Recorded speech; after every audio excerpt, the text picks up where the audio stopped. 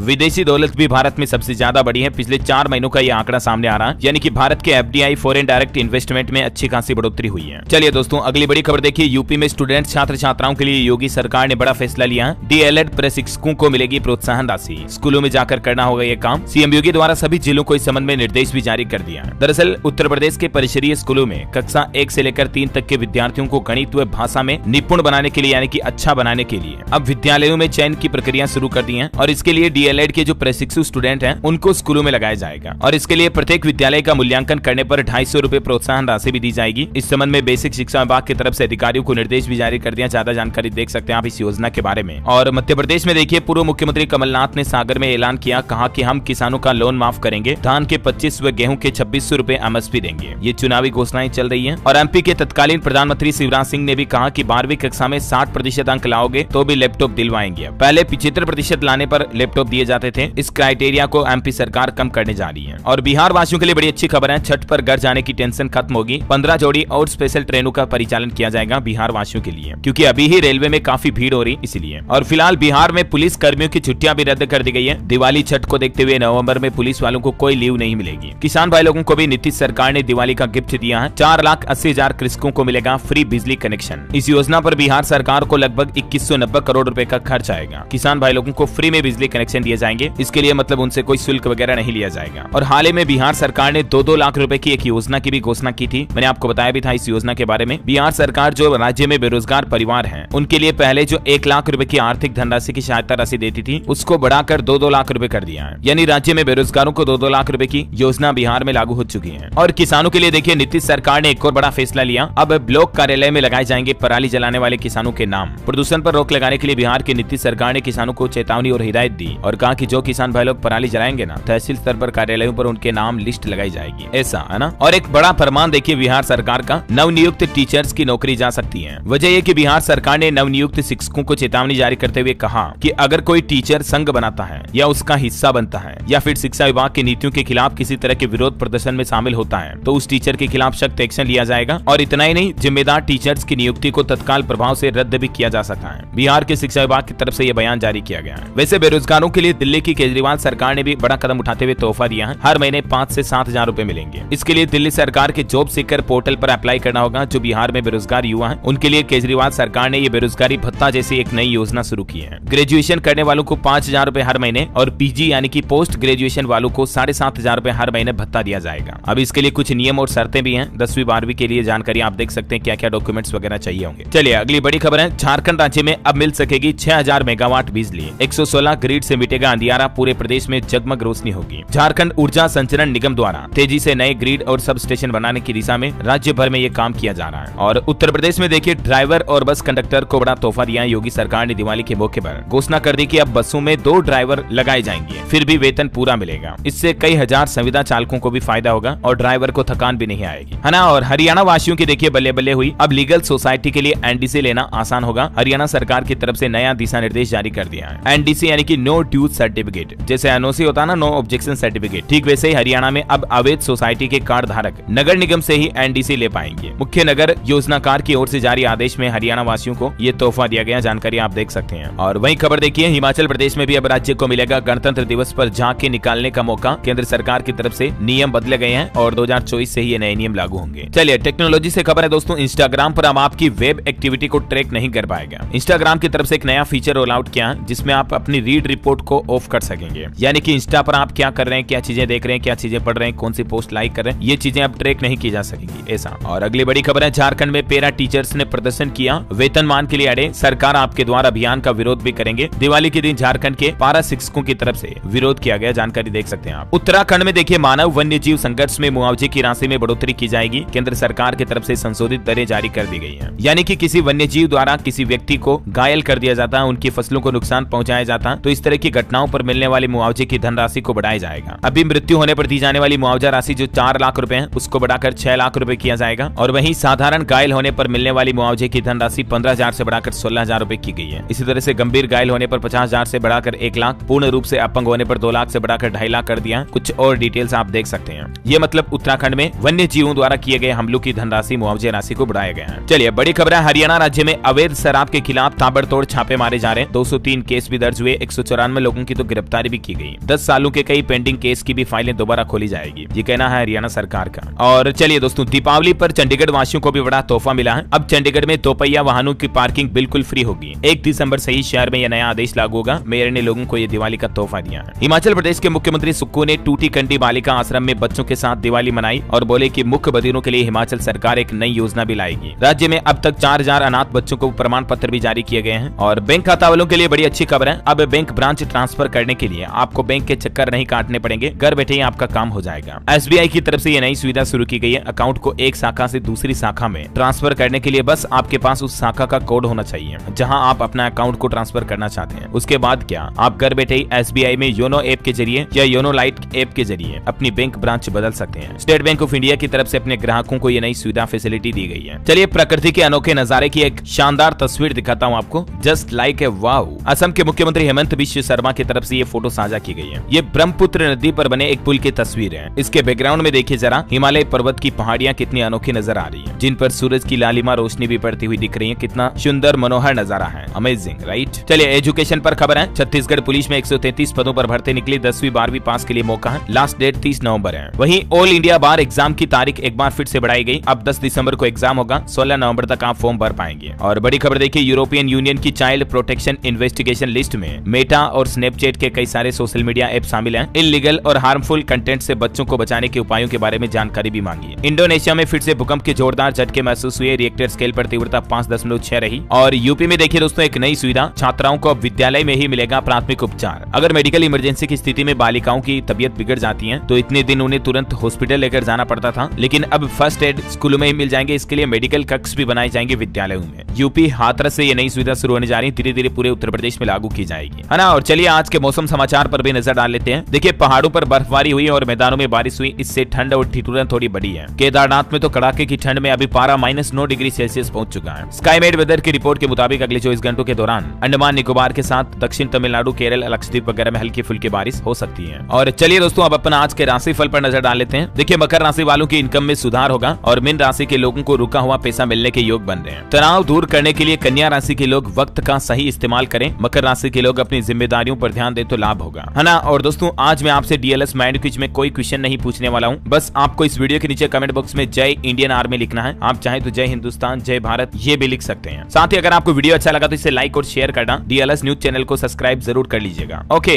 दीपावली का त्योहार तो आप सभी ने धूमधाम से मना ही लिया होगा। गोवर्धन पूजा की आप सभी को एडवांस में हार्दिक शुभकामनाएं। मिलेंगे अगले नेक्स्ट अपडेट में, तब तक के लिए जय हिंद, जय भारत, वंदे मातरम। आइए बात करते हैं आज के